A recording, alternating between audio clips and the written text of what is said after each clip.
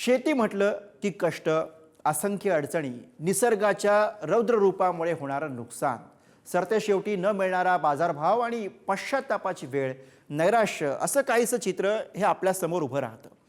पण हा समज चुकीचा ठरवत भंडाऱ्यातील शेतकऱ्यानं लाखोंचं उत्पन्न मिळवलंय. काय आहे त्यांच्या यशाचं गमक, पाहूयात त्यांची ही यशोगाथा.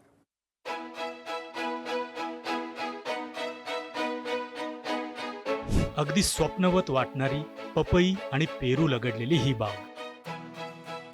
विचारपूर्वक नियोजनामुळं लाखोंचं उत्पन्न देणारं हे शिवार.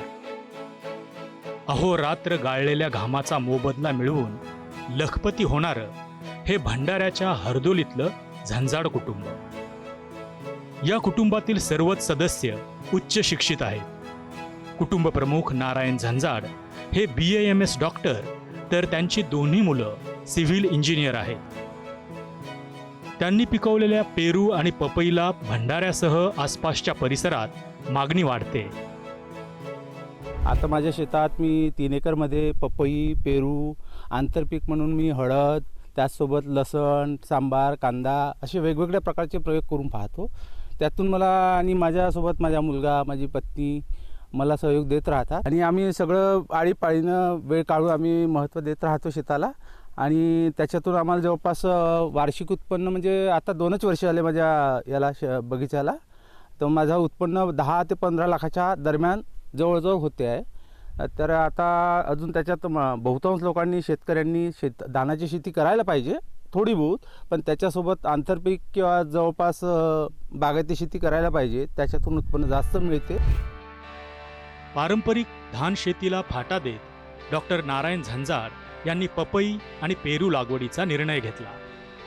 त्यांचा हा निर्णय अगदीच योग्य आणि अनेकांना प्रेरणादायी ठरला.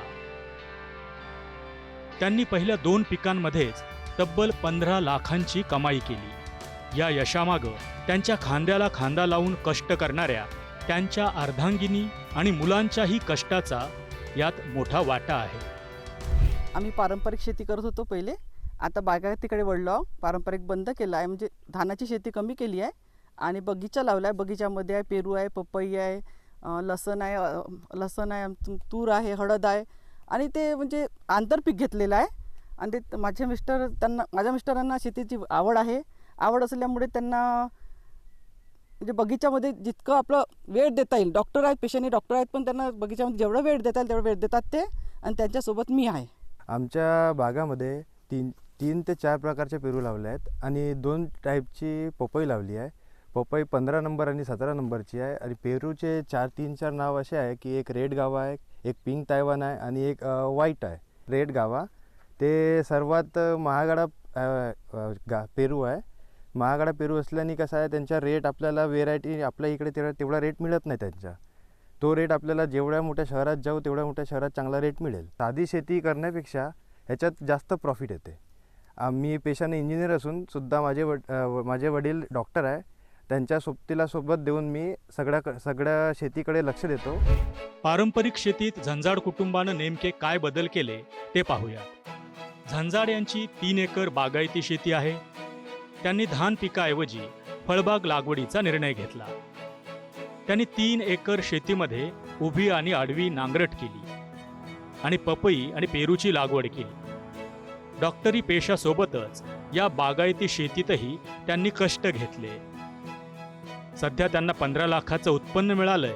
मात्र हे उत्पन्न 25 लाखांवर नेण्याचा त्यांचा मानस आहे.